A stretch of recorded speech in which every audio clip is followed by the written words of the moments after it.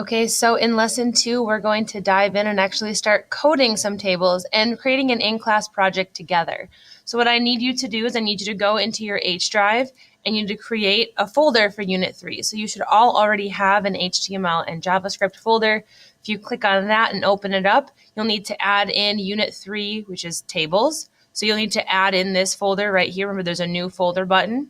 So add in that folder, and then you'll need to add in a folder that says in-class project. And this is where we're going to add all of the files for our in-class project. So we're going to have 2 HTML files that I'm going to give you, as well as 2 pictures, and then we're going to create 2 HTML files together as well. And all of those will be saved inside of this in-class project folder. So I need you to create those folders so you have a place to save all of these items together right away. Then from here, what I need you to do is click on HTML, click on Unit 3, and scroll down to Lesson 2, and you'll notice I have 4 items for you to download to add into that file. Now, if you right-click on these, you can click Save Link As, but that's not going to be helpful. So if you normal click, it'll actually download something down here. Now, you notice if you click on this as is, it's going to open up into another window because it is a web page. So what we're going to do instead is we're going to go into our downloads folder because that's where it downloaded to.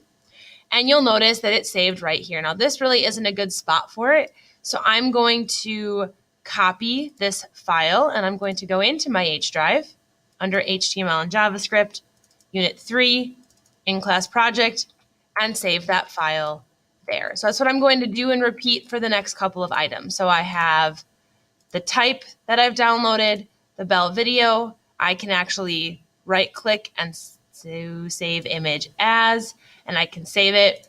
If I go to my H drive into HTML and JavaScript, in-class projects, save it there.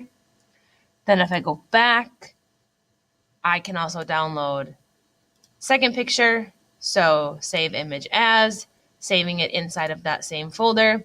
And then remember, I need to go back and I need to find my downloads folder and get the type as well and save it into my. So here are the 4 items that I had you download from your website. Now, we may not use all of these right away, but we will be using them as we go forward and we create some of these tables together. So now at least we've got the 4 items that we'll need to link in and etc. So what we'll be covering in this lesson is we'll be planning, designing, and coding a web page. You'll be creating a web page that displays text and images, and you'll be creating a web page that serves as a menu bar. So we're going to have tables that are going to have menu bars, text, and images. So to start, we need to start by creating that Bell video homepage because that is the one that's going to contain this special table. So we already downloaded those files from my website, and now we're going to open up Notepad++. So I open up Notepad++. I have a new document here. I click on File, Save As, and now I have a place to save it because I created those special folders. So if you click on the drop-down menu, you should be able to find your H drive. Remember, you don't want it on the C drive here. You want it on your H drive. So I click on my H drive. I find HTML and JavaScript, Unit 3, in-class projects, and then I'm going to save this, you can see over here, as Bell Video Home.html. And remember, you need that .html extension to ensure that it's going to save as an HTML document. So I click save, and then you can notice that that changes on my little tab. So the next piece you need to add is you need to add in the general skeleton for HTML. And we've all done this piece before. You're adding in the body tags, the heading tags, the HTML tags, and your doc type tag. And then you'll notice this one has a special title that says Bell Video, great service, great selection. So I need you to pause the video, add in that skeleton, and then you'll be able to move forward.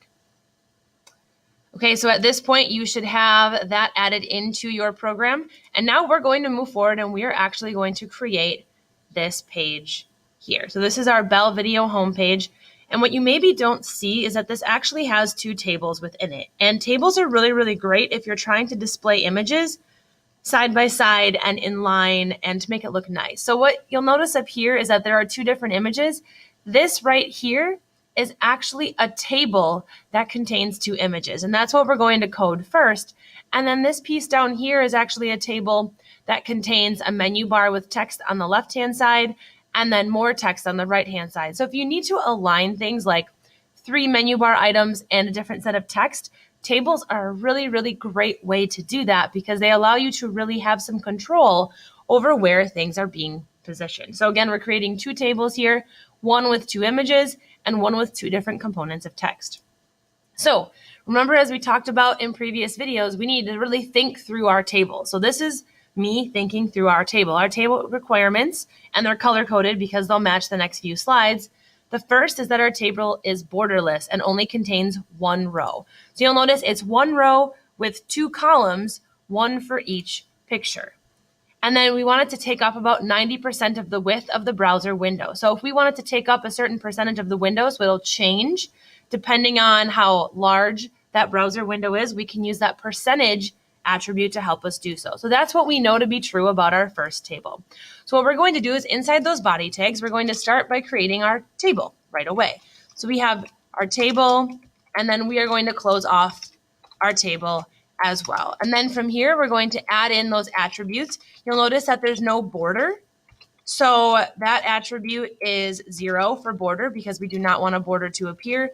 We know that there are 2 columns. So I'm telling my browser that my table contains 2 columns, and I want the width to take up 90%. Notice the percent sign there to indicate percent of the window. So now I've created that table in general. And then the next piece is I need to create my 1 row with the 2 images inside of it. So what we first know is that that first data cell contains the Bell Video logo, and the second data cell contains that CS Excellence GIF. So that's what we're going to be adding into those data tags and to those cells when we get to that point. So here, if we go to the next chunk, and I'm actually going to slow us down a little bit, we know that this contains 1 row. So already we are going to create that 1 row. And then inside of there, we know that we're going to have 2 data cells. So I'm going to create those right off the bat because I know that my table is going to have these items. Now from here, I'm going to add the first image into that first set of tags and the second image into that second set of data tags. So if you click on the next slide, what you'll see is that I do have the image tag right here in blue for the first image and the image tag here in red for the second image. So we're going to add those right in. So I have my image tag, going to close it off there, and then I'm going to add in all of its attributes. So its source is Bell Video Logo.jpg. It has a width of 596 pixels, a height that is equal to 93 pixels, and then an alternate text that's equal to Bell Video Logo. And remember that that text will appear if something happens in the video, or that image, excuse me, can't load. And then the next chunk, same general idea. We're going to add in our image tag and then close it off there. And then it has a source of CS Excellence.gif, a width that is equal to 144, a height that is equal to 54 pixels, and then an alternate text that just says Excellence Award. So now if I save this and I run it in Chrome, you'll notice here that my image isn't loading right away. So that means that there's some sort of error. Maybe I didn't type it correctly, something like that. So I go back and I see, oh, for sure, I typed Bello instead of Bell. So I save it again and run it. And now I can see those 2 images contained within that table. So here we've added in the first table with 2 images. And then we're going to move forward and we're going to add in a second table that contains text on both sides. So the second video that you're going to be watching will show you how to add that in, but you should have this piece working first. And if you're having any issues, please let me know, call me over. I'd be happy to help you out.